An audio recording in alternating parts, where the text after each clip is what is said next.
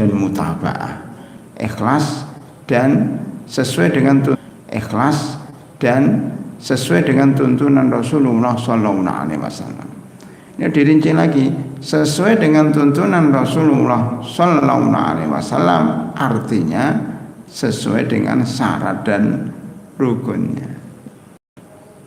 Jadi mengikuti Rasulullah SAW itu maksudnya ibadah itu harus terpenuhi syarat dan rukunnya. Jadi supaya ibadah diterima kita harus belajar fikih, belajar syarat dan rukun. Itu tidak bisa dipisahkan antara ibadah dan fikih, antara akidah dan fikih. Maka alhamdulillah pada pertemuan yang lalu telah kita sampaikan apa itu syarat, apa itu rukun. Kedua-duanya sebagai tonggak daripada ibadah. Bedanya kalau syarat itu sebelum ibadah, sebelum dilakukan suatu ibadah, kalau rukun masuk dalam inti ibadah.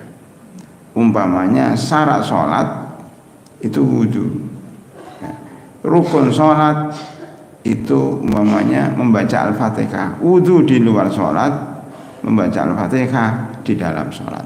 Bedanya itu. Pada pertemuan yang lalu sudah kita bahas juga salah satu syarat yang pertama adalah toharah, suci dari hadas atau bersih dari najis. Bahasa fikihnya raf'ul hadas wa izalatun najas, mengangkat hadas dan menghilangkan najis. Hadas diangkat karena hadas memang nggak ada. Hadas itu sesuatu yang menyelimuti badan kita, sedang kita tidak tahu bentuknya seperti apa, tapi terasa bahwa kita ini berhadas. Maka hadas itu diangkat. Sedang najis itu kelihatan, maka najis itu dihilangkan. Jadi mengangkat hadas dan menghilangkan najis. Salah satu hadas yang dipermasalahkan kemarin adalah keluar angin. Bahkan ada bapak yang menanyakan keluar angin di dalam. Angin itu ada dua, angin di dalam dan angin di luar. Angin di dalam menyebabkan orang sakit masuk angin. Ini melenceng dikit ke teori kesehatan, bahwa salah satu penyebab sakit itu banyak angin di dalam diri kita. Maka orang mengatakan masuk angin. Masuk angin bisa diobati dengan anti angin atau tolak angin atau dengan kerokan. Banyak caranya. Maka orang kadang-kadang menyebutnya ada angin duduk. Angin duduk kayak apa? Itu istilah saja. Mungkin anginnya terlalu lama di dalam sehingga angin duduk. Anginnya duduk di situ. Angin yang tinggal di dalam badan kita itu menyebabkan kita akhirnya flu, masuk angin, pegel-pegel tidak enak. Maka termasuk salah satu penyakit dan berhubungan dengan fikih adalah angin yang ada dalam perut kita. Angin yang ada dalam perut. Ini disebutkan di dalam hadis. Ya. Jika salah satu di antara kalian terasa ada angin atau terasa sesuatu, bahasanya itu terasa sesuatu. Ya. Sesuatu di dalam perut kita. Maka kata Rasulullah sallallahu alaihi wasallam, janganlah kalian keluar dari sholat. Janganlah kalian membatalkan sholat kalau ada angin yang sedang bergerak-gerak di dalam perut. Sampai keluar angin itu, keluar set gitu, keluar itu terasa. Orang menyebutnya zurat dalam bahasa Arabnya, dalam bahasa Indonesia namanya kentut atau keluar angin. Itu yang membatalkan wudhu. Atau mendengar suara.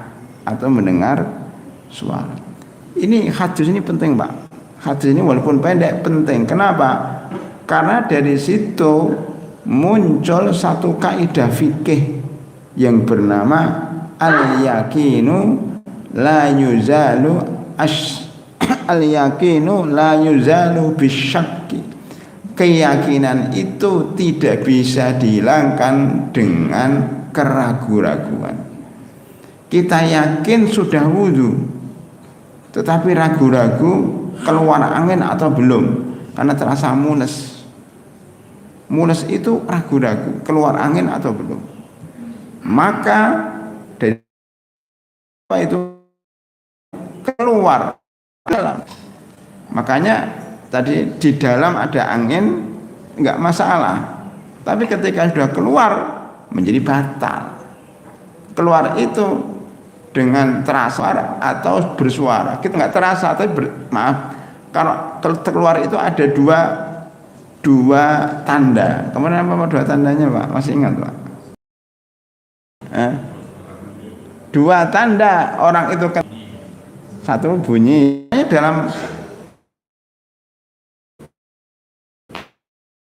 dalam safar mengqashar sholat. Ini pertanyaan. Orang akan mengatakan, jadi gini, kita itu boleh mengqashar sholat kalau capek, penat. Al-masyaqqatu tajribu taisir, ada kaidah kedua, kecapean, kepenatan, kelelahan itu membolehkan kita untuk qashar terus. Karena kelelahan itu enggak terukur.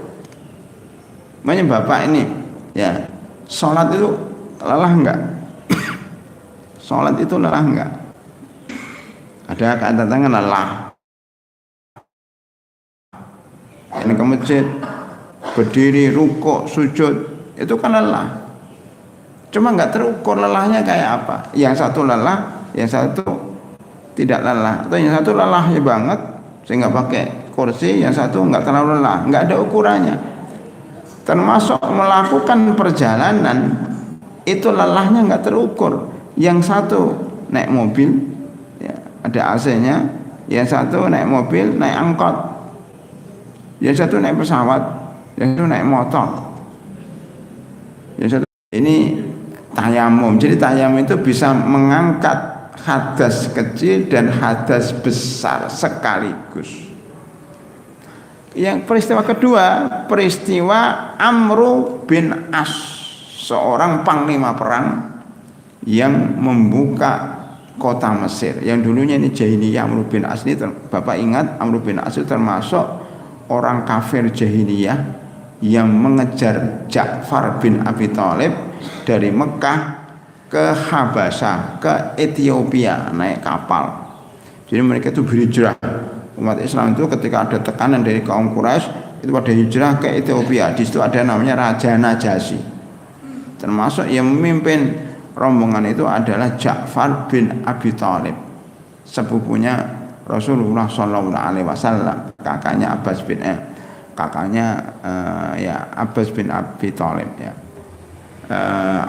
Ibnu Abbas, Abdul bin ya. Ini Ja'far bin Abi Thalib ini kakaknya Ali bin Abi Thalib. Ya. Ja'far bin Abi Thalib ini ya, atau Ja'far bin Abdul Muthalib kalau nggak salah ya, pamannya Rasulullah Shallallahu Alaihi Wasallam ya, itu yang pas ya. Beliau ini menghadap Raja Najasyi dan menerangkan siapa Muhammad itu. Muhammad adalah orang saudara kami, orang kami yang jujur selama kami hidup bersama Rasulullah, bersama Muhammad ini selama 40 tahun, dan mendengar dia berbohong. Dia pemimpin yang sangat jujur, makanya kami beriman kepadanya. Dia mengajarkan kebaikan, menentang keburukan ya. Aku kejujuran Rasulullah, beliau hidup selama 40 tahun. Begitu juga Abu Sufyan. Kalau Abu Sufyan ini pemimpin kaum Quraisy, gubernur Mekah masih kafir. Beliau pergi ketemu dengan Heraklius, pemimpin Romawi. Di sana ada dialog. Siapa namanya? siapa ketuanya tadi namanya Abu Sufyan ini bercerita, wahai Heraklius, di tempat kami itu ada orang yang bernama Muhammad mengaku dirinya nabi, mengaku dirinya utusan Rasulullah utusan Allah Subhanahu wa taala. Heraklius bertanya karena dia kan ahli kitab ya. Ditanya, Muhammad itu bagaimana Anda? Pernah nggak dia berbohong? Kata Muawiyah kata Abu Sufyan, dia tidak pernah berbohong selama 40 tahun kami hidup ya, bersama Muhammad. Dia orang yang amanat. Kata Heraklius, orang kafir ini, kalau begitu dia benar, pengakuannya tentang bahwa dirinya nabi benar. Karena kalau jujur dengan manusia, tidak mungkin dia berbohong kepada Tuhannya. Itu pengakuan Heraklius, tapi Heraklius tidak mau masuk Islam. Itu pengakuan Abu Sufyan, tapi Abu Sufyan masuk Islamnya setelah kalah perang, setelah Mekah ditaklukkan baru masuk Islam, sebelumnya nggak mau masuk Islam. Nah, saya ulangi Pak, ini sebagai tambahan saja ya, bahwa apa tadi Raja Najasyi bertanya kepada Ja'far, datanglah Amr bin As mengejar dari Mekah kemudian ke Habasah, mengatakan, wahai Raja Najasyi, ini orang-orang buat keributan di negara kami, dia melarikan diri, saya mohon kepada Anda untuk mengizinkan kami membawa lagi saudara-saudara kami supaya balik lagi ke Mekah. Maksudnya ingin disiksa, ingin dia apa? Kata Najasyi nggak bisa ya, nggak bisa, artinya dilindungi oleh Raja Najasyi ya. Maksudnya Amr bin As masih jahiliyah Pak, masih jahiliyah, dan dia panglima perang orang musyrik, tapi kemudian beliau masuk Islam, menjadi orang baik dan menjadi panglima perang yang menaklukkan kota Mesir. Sampai sekarang alhamdulillah kota Mesir menjadi mayoritas muslim yang dulunya ortodok Kristen 100%. Ketika Amr bin As dengan 4.000 pasukan mau menaklukkan Mesir, dan kemudian cara dakwahnya bagaimana? Pasukan-pasukan Mesir itu, maksudnya pasukan umat Islam ini ketika masuk Mesir itu pertama beliau itu dibantu penduduk asli Mesir, padahal penduduk asli Mesir itu agamanya Kristen Nasrani. Kenapa kok membela umat Islam? Karena pemimpinnya zalim, pemimpinnya seagama, sama-sama Nasrani, itu ortodok, kejam banget, sehingga nggak suka sama pemimpinnya walaupun satu agama. Datanglah umat Islam membawa agama yang baru, akhlaknya baik, sopan, ramah sama penduduk. Justru penduduk ini mempersilahkan, silakan masuk, kami bantu untuk menggulingkan pemerintah. Maka dengan mudah 4.000 pasukan itu mengalahkan pasukan Romawi di Mesir. Akhirnya ya bisa dikalahkan menjadi pemimpin Mesir Amr bin As, didukung oleh penduduk-penduduk yang Nasrani. Luar biasa itu Pak. Ini pentingnya kita itu dulu hati rakyat ya, kemudahan. Ada wakil makulah ketika Mesir ya memerintahkan pasukan boleh pulang ke Madinah, nggak boleh pulang, harus tinggal di sini. Nah, terus gimana? Udah, kamu menikah dengan penduduk setempat. Akhirnya mereka beranak pinak, mereka tinggal di situ. Akhlaknya mempengaruhi akhlaknya orang-orang Nasrani. Lama-lama mereka masuk Islam. Jadi dakwah itu bukan dengan ceramah aja, dakwah itu dengan tinggal di tempat, kemudian menikah dengan orang di tempat, nyewa di tempat. Itu namanya dakwah demografi, sangat penting banget Pak. Dan ini bisa kita terapkan Pak di beberapa tempat di Bekasi ini ya. Itu dulu ada suatu tempat yang di situ banyak Nasraninya, banyak gerejanya. Tapi kemudian didirikanlah sekolah di situ, didirikanlah pondok pesantren, didirikanlah ya perumahan, kemudian orang Islam ada ke situ ya, menyantren di situ, kemudian menikah di situ, dirikan rumah di situ, kalau ada perumahan masuk di situ. Lama-lama tempat yang dulunya terkenal dengan kristenisasi paling besar di Asia Tenggara sudah berubah total menjadi kampung muslim karena banyak orang tinggal di situ, banyak orang berjilbaban, bahkan banyak orang yang bercadaran di situ. Kenapa? Karena dakwah demografi. Itulah yang mestinya dilakukan orang Palestina. Ya nanti siang katanya, nanti pagi ini katanya ada aksi membela Gaza. Jadi salah satu cara supaya kita itu menguasai suatu daerah itu ya beli tanah di situ. Ini kan perang tanah ya. Israel supaya menguasai Palestina dengan cara memanggil teman-temannya orang Bani Israel dari seluruh dunia pindah ke Palestina. Orang Palestina juga nggak mau pergi. Ini namanya perang tanah. Termasuk di Indonesia pun yang banyak perumahan-perumahan kemudian dibangun orang-orang, ditinggali orang-orang asing dan sebagainya. Itu juga peperangan, perang tanah, perebutan tanah. Jadi harus memperbanyak penduduk, namanya demografi. Ini penting. Nah, ini salah satu dakwah Islam yang berhasil adalah apa? Ketika sudah menguasai suatu wilayah jangan ditinggal, tapi harus menjadi penduduk di situ. Nah, ini cara yang sudah berhasil di mana-mana, termasuk Wali Songo ketika dakwah di Indonesia. Wali Songo itu pertama kali apa? Menikah dengan wanita setempat. Nah, itu caranya seperti itu, Pak. Ketika datang pertama kali, karena Wali Songo itu saudagar kaya, badannya besar, hidungnya mancung, kan gagah gitu, kan banyak cewek-cewek yang tertarik di situ. Makanya yang paling tertarik adalah raja-raja, anak-anak perempuan raja-raja di pesisir itu. Ya dia itu bisa berdagang, bisa punya uang banyak, akhirnya mereka mengadakan kerjasama dengan para pemimpin yang ada di pesisir Pulau Jawa. Lama-lama dinikahkan dengan putrinya raja, lama-lama putrinya Islam, raja. Begitulah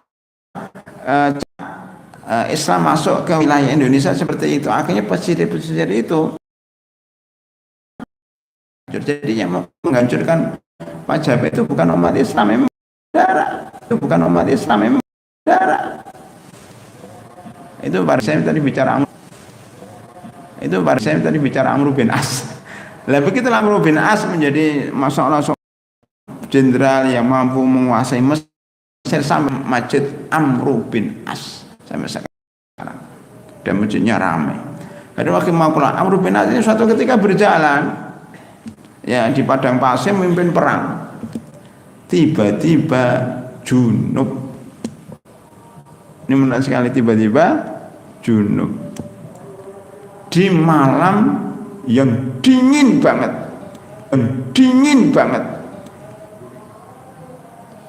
karena junub ya, dan dingin banget. Mungkin beliau ada beberapa luka-luka perang. Beliau berpendapat, kalau saya mandi malam hari ini sebelum subuh dalam keadaan dingin banget di kemah-kemah, nggak ada ruangan seperti ini di kemah di padang pasir, mungkin saya akan sakit dan mungkin mati. Maka beliau bertayamum, bukan karena nggak ada air, bertayamum karena takut mati. Dingin banget di bawah derajat. Setelah tayamum beliau menjadi imam panglima perang sekaligus menjadi imam sholat. Salah satu jamaah memergoi, lah ini kan junub, ngapain tayamum? Kemudian padahal ada air, setelah tayamum jadi imam lagi. Ragulah salah satu jamaah itu. Sampainya di Madinah, jamaah ini lapor kepada Rasulullah, ya Rasulullah, itu Amr bin As beberapa hari yang lalu dia itu junub, padahal ada air, tayamum dan menjadi imam sholat kami, sah atau tidak? Maka dipanggillah Amr bin As untuk klarifikasi. Wahai Amr bin As, salah seorang sahabat Anda bercerita seperti ini, benar enggak? Kata Amr bin As, benar ya Rasulullah. Maka Rasulullah bertanya, apa yang menyebabkan Anda tayamum padahal ada air? Maka Amr bin As berkata, ya Rasulullah, saya takut mati. kemudian membacakan surat An-Nisa ayat 29. Wala taqtulu anfusakum innallaha kana bikum rahima. Wahai orang beriman, janganlah kalian membunuh diri kalian sendiri. Jangan bunuh diri. Kata orang tuh kalau tahu sakit ya, kemudian mandi kan namanya bunuh diri, Pak. Maka Amr bin As membacakan ayat itu, Rasulullah SAW tersenyum. Oh gitu. Artinya apa? Tersenyum itu berarti setuju, tidak melarang. Jadi boleh kalau pas kedinginan takut mati, tapi salahnya takut mati, maka boleh tayamum. Masa sahabat takut mati, Ustaz? Sahabat itu bukan takut mati ketika perang, Pak. Kalau perang takut mati nyari syahid. Tapi takut mati ini takut dalam arti dia tahu itu berbahaya, dikerjain gitu. Itu namanya nggak boleh dalam Islam itu wala tulqu bi aidikum ila tahluka dan soal Baqarah. Jangan kalian itu menceburkan diri kalian di dalam kehancuran. Ini seperti orang itu ada sahabat yang ada pemimpin salah satu komandan dalam Islam itu yang orangnya itu enggak serius. Dia bilang sama anggotanya, ya anggota, bukankah kalian disuruh taat kepada pemimpin? Ya ayyuhallazina amanu atii'una wa atii'ur rasul wa ulil amri minkum. Saya ulil amri Anda, ini pemimpin perang nih. Taat ya? Ya, taat. Ya. Sekarang saya suruh kalian mengumpulkan kayu bakar dikumpulkan, nyalakan kayu bakar itu dengan api.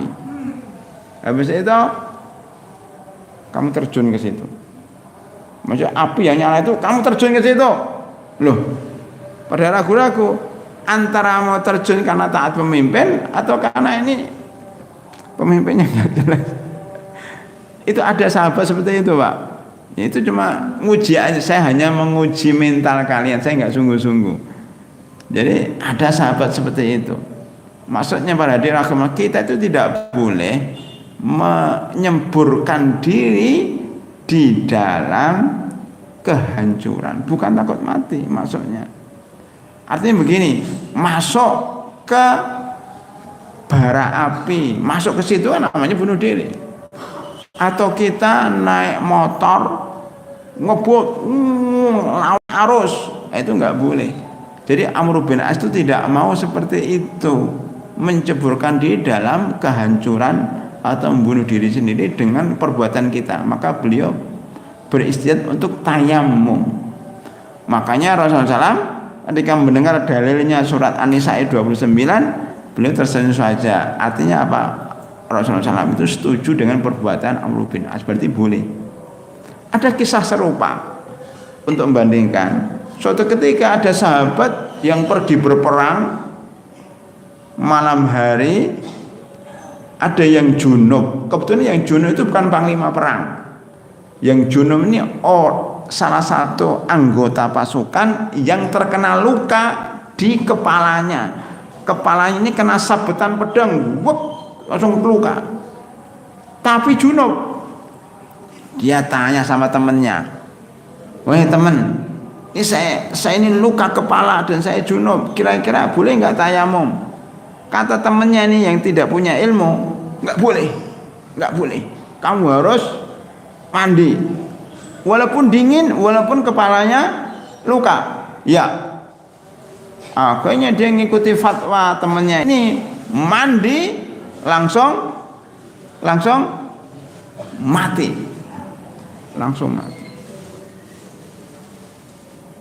Diceritakan kepada Rasulullah Sallallahu Alaihi Wasallam, orangnya dipanggil, dimarahi. Kamu itu enggak belajar, enggak pernah ikut kajian kuliah subuh, tapi fatwa menyebabkan orang bahaya loh, Pak. Kalau enggak punya ilmu, kemudian berfatwa tanpa ilmu, menyebabkan orang mati. Coba, kan tanggung jawab itu. Wah, kita aja, Pak, bukan ahli bedah, nggak belajar kedokteran bedah ya, itu dia bedah sendiri, kemudian mati, itu disalahkan Pak. Di negeri kita disalahkan, ya, bisa dipenjara. Loh kan saya kan beristihad, enggak boleh kamu tuh kuliah di mana, sekolah di mana, asal bedah-bedah gitu mati, maka dia salah. Jadi Pak, orang yang tidak punya ilmu tidak boleh beristihad. Itu dalam masalah bedah, dalam masalah kedokteran sepakat, ya, tidak boleh. Di negara kita juga melarang. Maka ada malpraktek itu terkena pidana. Tetapi ketika orang bicara tentang agama, mana nggak ada aturan di negara kita. Dia lulusan mana, belajar atau tidak, pokoknya ngomong aja di mana-mana dibolehkan, tidak dipidana.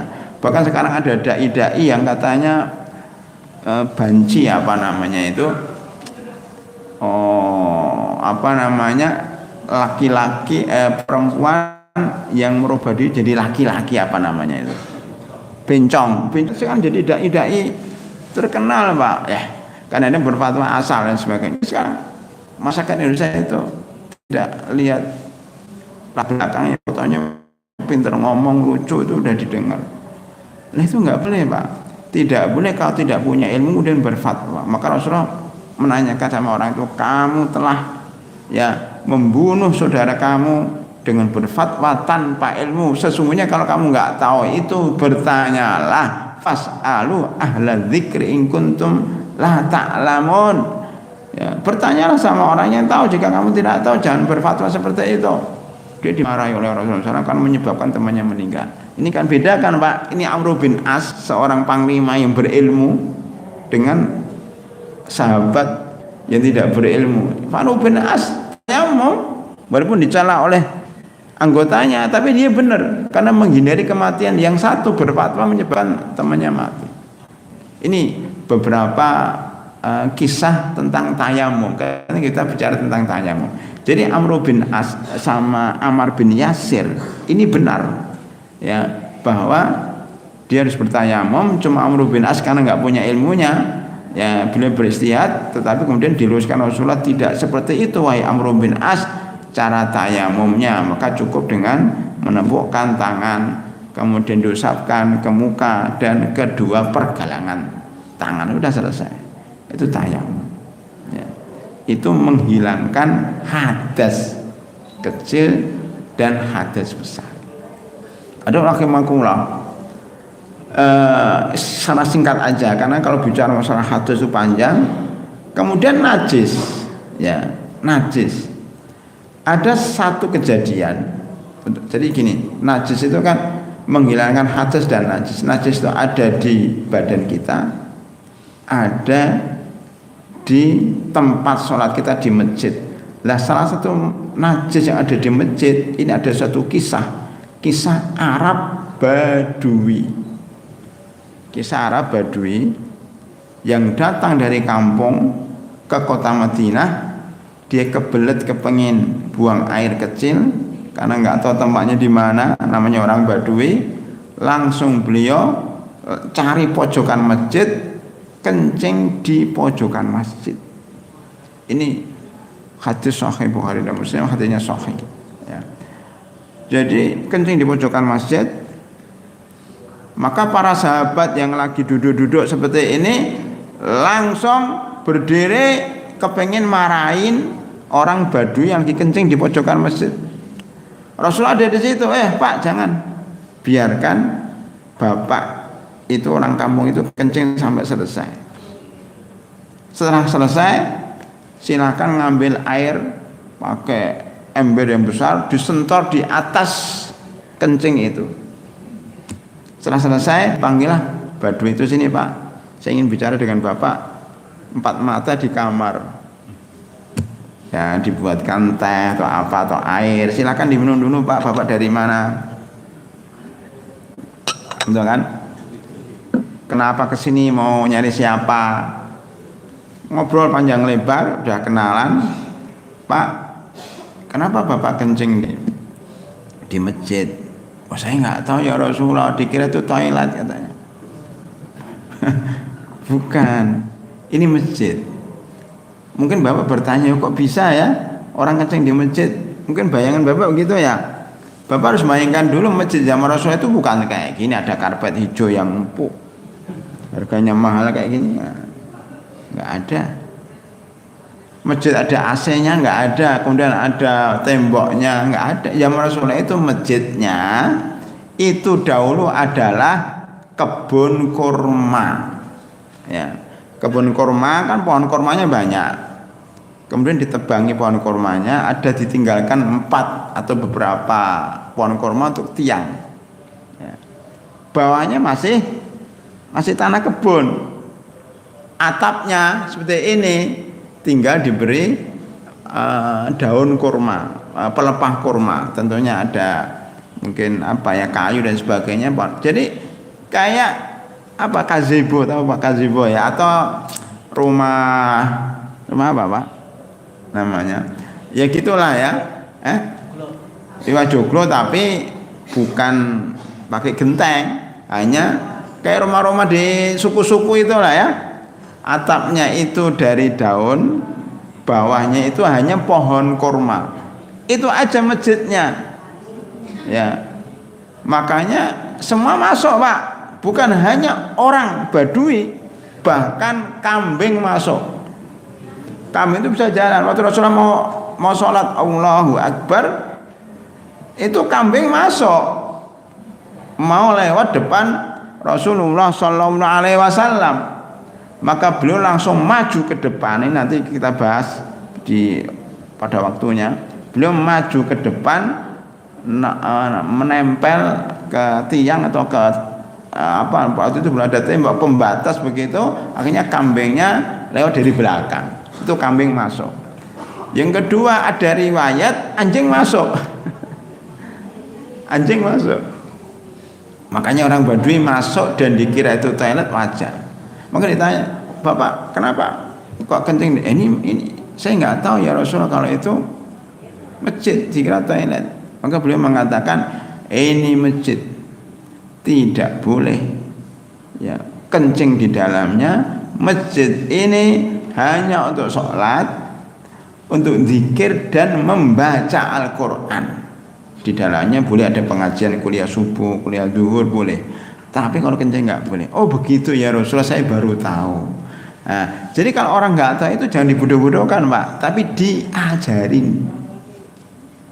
Jadi beda kan antara Rasul dengan sahabat. Kalau sahabat tahu ada orang kencing, mereka marah-marah, kamu kencing di situ, tahu nggak tahu adab, marah-marah.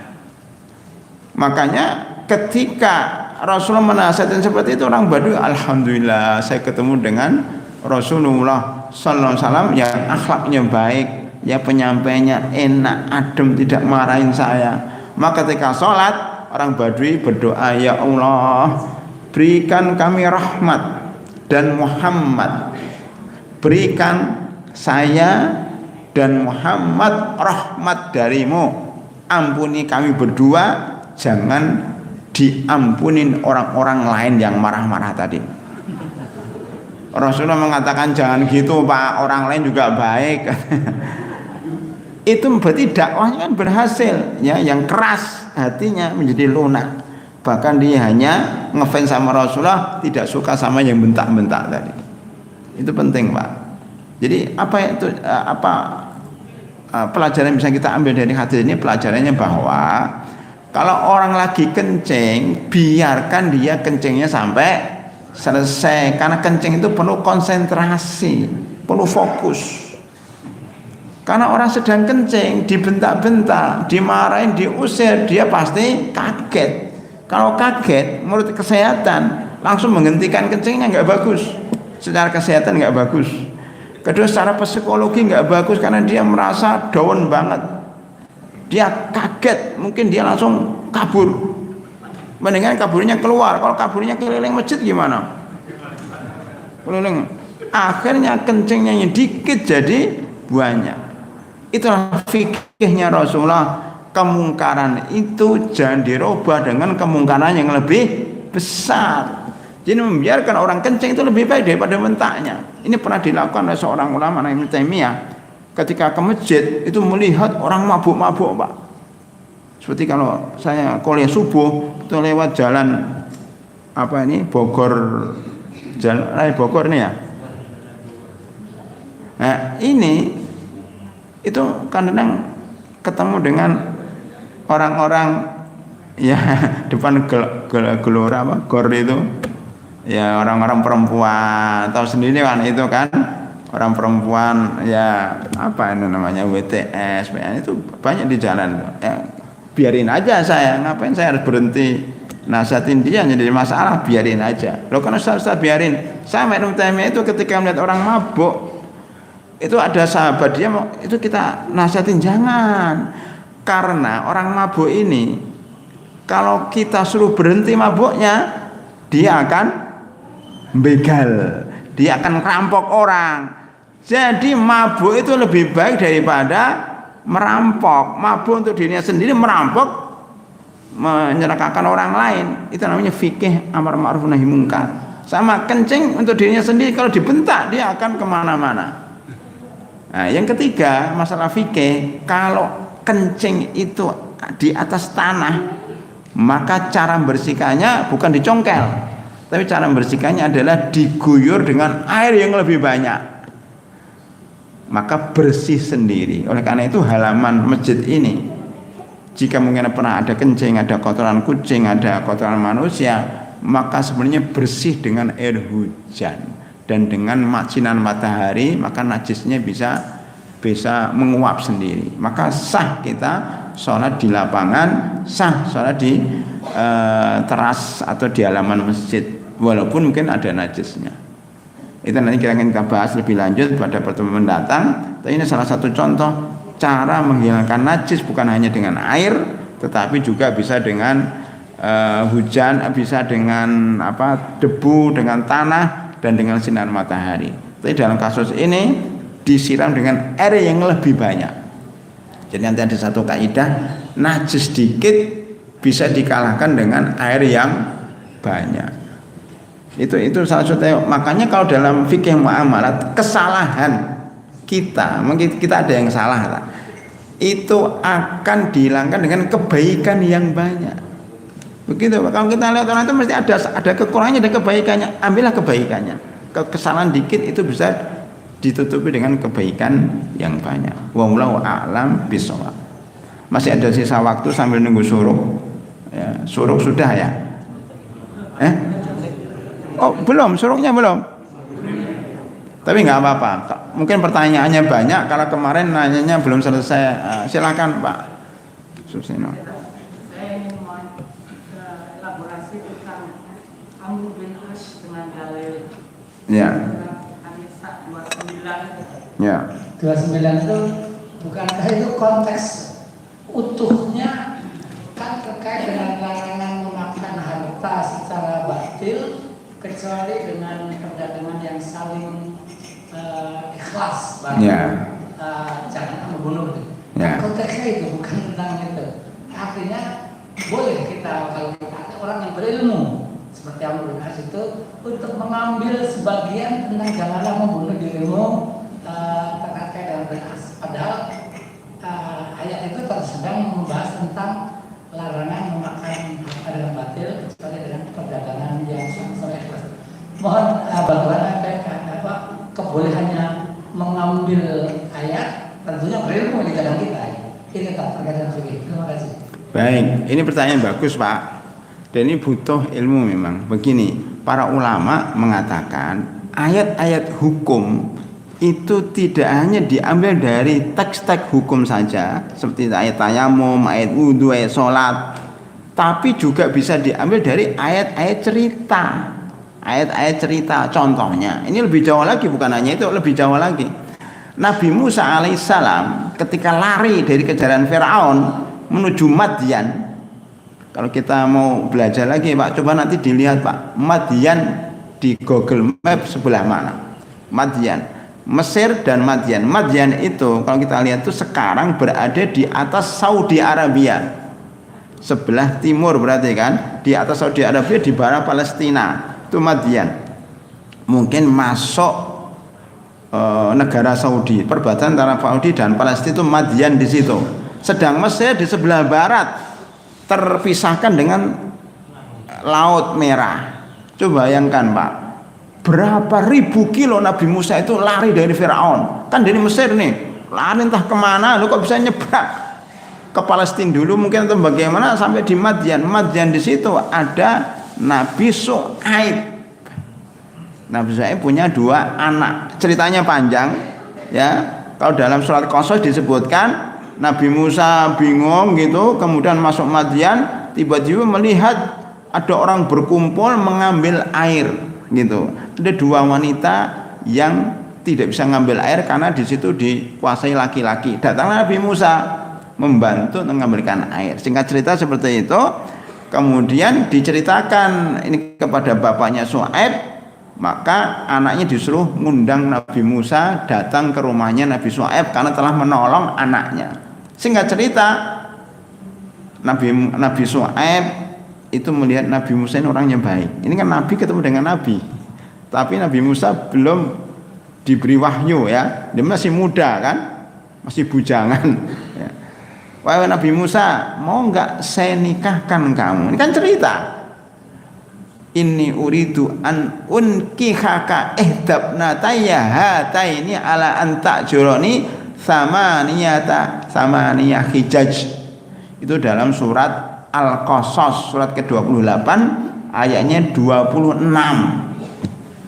Ya, saya kepengen menikahkan Anda, atau kalau dalam bahasa lebih enaknya, saya kepengen menikahkan anak saya kepadamu dengan mahar kamu kerja di tempat saya 8 tahun.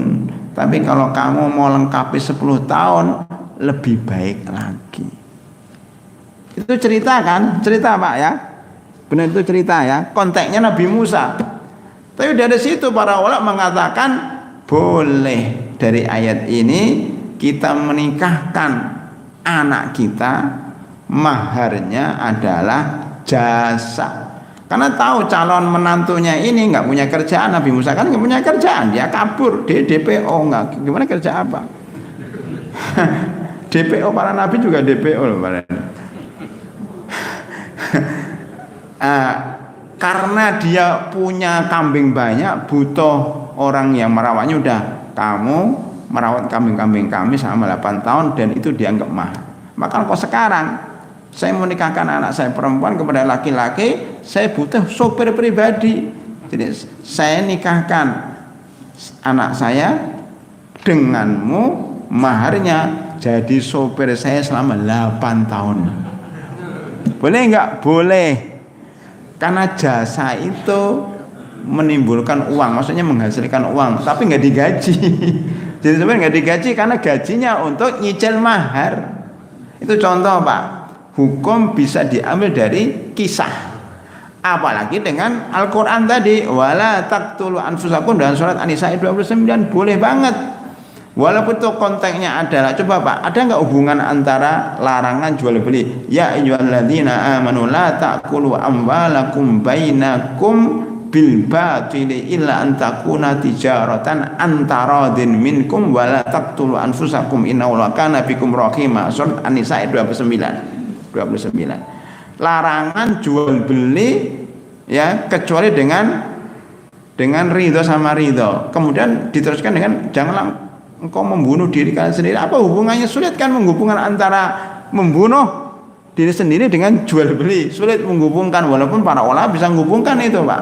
Kalau kita itu jual beli tanpa ridho, saling menipu, tentunya itu membuat kita bunuh diri kan. Akhirnya negara jadi kacau, ekonomi jadi runtuh, akhirnya kita mati semuanya. Itu mungkin dihubungkan terlalu jauh.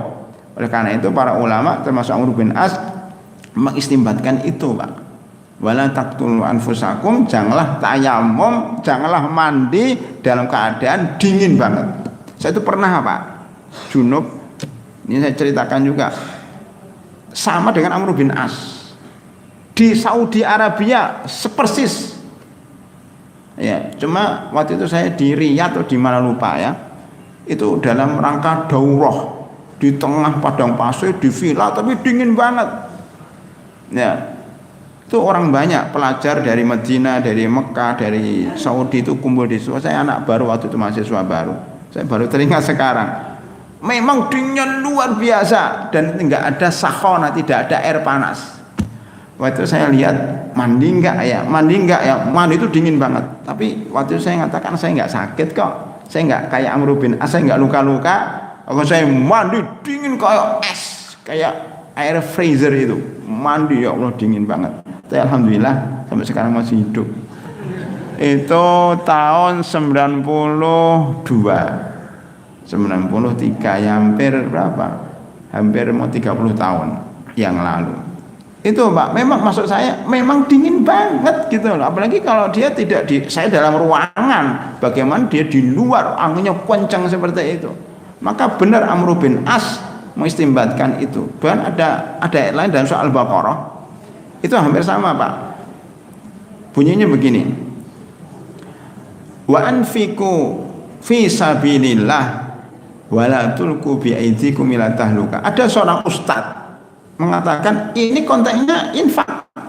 Infaklah kalian di jalan Allah, jangan kalian menjeburkan diri dalam kehancuran. Artinya kalau enggak infak hancur. Cuma itu boleh diambil Pak. Jadi intinya boleh mengambil ayat-ayat yang bukan teksnya ke konteks kekinian. Itu intinya, dan itu harus pakai ilmu, tidak sembarangan. Wallahu a'lam bishawab. Ada yang lain Pak? Silakan. Udah masuk suruk, masuknya suruk ditambah 15 menit atau gimana? Oh gitu maksudnya. Ini langsung ditambah 15 menit. Oh baik. Hadirin rahimakumullah, kalau sudah masuk suruk dan boleh sholat suruk, mari kita tutup kajian kita ini, mudah-mudahan bermanfaat. Dan ini namanya syarat diterimanya amal itu ikhlas. Insya Allah kita ikhlas semuanya dan sesuai dengan tuntunan Rasulullah. Maksudnya harus belajar fikih, belajar syarat dan rukun supaya kita sah setiap ibadah kita. Demikian, lebih kurangnya mohon maaf. Kita tutup dengan doa kafaratul majlis. Subhanakallahumma bihamdika asyhadu an la ilaha illa anta astaghfiruka wa atubu ilaik. Assalamualaikum warahmatullahi wabarakatuh.